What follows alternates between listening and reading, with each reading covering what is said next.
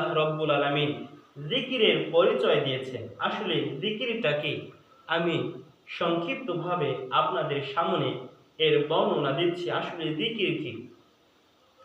জিকির শুধু সুবহানাল্লাহ, আলহামদুলিল্লাহ, লা ইলাহা ইল্লাল্লাহ, আল্লাহু আকবার, এটাই শুধু জিকির নয়। জিকির এর মধ্যেই সীমাবদ্ধ নয়, এর ব্যাপকতা রয়েছে। আল্লাহ তাআলা বলেছেন যে জিকিরের সর্বপ্রথম অর্থ হচ্ছে, জিকির মানে কোরআন। জিকির মানে আল্লাহ তাআলার কোরআন। আল্লাহ রাব্বুল আলামিন বলেন, ইন্না নাহনু নাযালনা যিকরা ওয়া ইন্না লাহু লাহাফিজুন। আল্লাহ রাব্বুল আলামিন বলেন, আমি আল্লাহ তাআলা এই জিকির নামক কোরআনকে নাজিল করেছি এবং এই জিকির, এই কোরআনকে হেফাজত করার দায়িত্ব হচ্ছে আমি আল্লাহ তাআলা।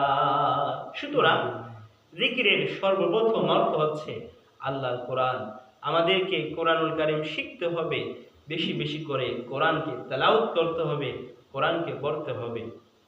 কোরআন যখন আপনি খুলবেন, কোরআনের একটি অক্ষর যখন আপনি তেলাওয়াত করবেন, সঙ্গে সঙ্গে আল্লাহ তাআলা 10টি নেকি আপনার আমল নামার মধ্যে দিয়ে দিবেন। সুবহানাল্লাহ। আজকে দুনিয়ার বুকে আমরা বুঝতেছি না, পরকালে যখন এই নেকির প্রয়োজন, সওয়াবের প্রয়োজন হবে, তখন এর মূল্য আমরা বুঝতে পারবো।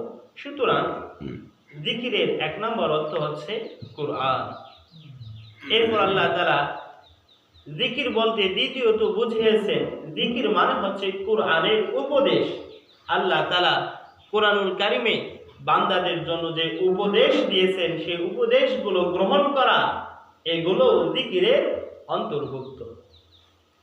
আল্লাহ রাব্বুল আলামিন বলেন, লাকাদ আনজালনা ইলাইকুম কিতাবান ফীহি যিকরুকুম।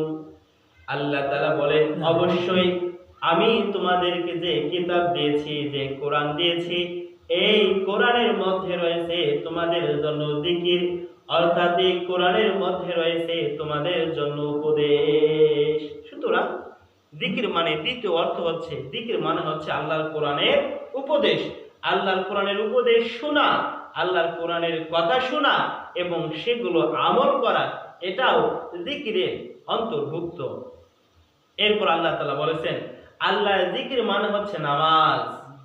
আল্লাহর জিকির মানে হচ্ছে সালাত, 5 ওয়াক্ত নামাজ পড়া, জুমার নামাজ পড়া, নফল, সুন্নত, ওয়াজিব, ফরজ সমস্ত নামাজই হচ্ছে আল্লাহর জিকিরের অন্তর্ভুক্ত, আল্লাহর স্মরণের অন্তর্ভুক্ত। আল্লাহ রাব্বুল আলামিন বলেন, ইয়া আইয়ুহাল্লাযীনা আমানু ইযা নুদিয়া লিস-সালাতি মিন ইয়াউমিল জুমআতি ফাসআউ ইলা যিকরিল্লাহ। আল্লাহ তাআলা বলেন, হে ঈমানদার বান্দাগণ, যখন তোমাদেরকে জুমার দিনে আল্লাহর নামাজের দিকে ডাকা হয়, নামাজের দিকে যখন আহ্বান করা হয়, ফাসআউ ইলা যিকরিল্লাহ, তখন তোমরা আল্লাহর জিকিরের দিকে দৌড়ে যাও, আল্লাহর জিকিরের দিকে ধাবিত হয়ে যাও। সুবহানাল্লাহ। এখানে আল্লাহ তাআলা বলেন ফাসআউ ইলা যিকরিল্লাহ, আল্লাহর জিকিরের দিকে যাও। এখানে আল্লাহর জিকির মানে হচ্ছে নামাজ, যে যখন জুমার দিন নামাজের জন্য ডাকা হয়, মসজিদের মধ্যে চলে যাও।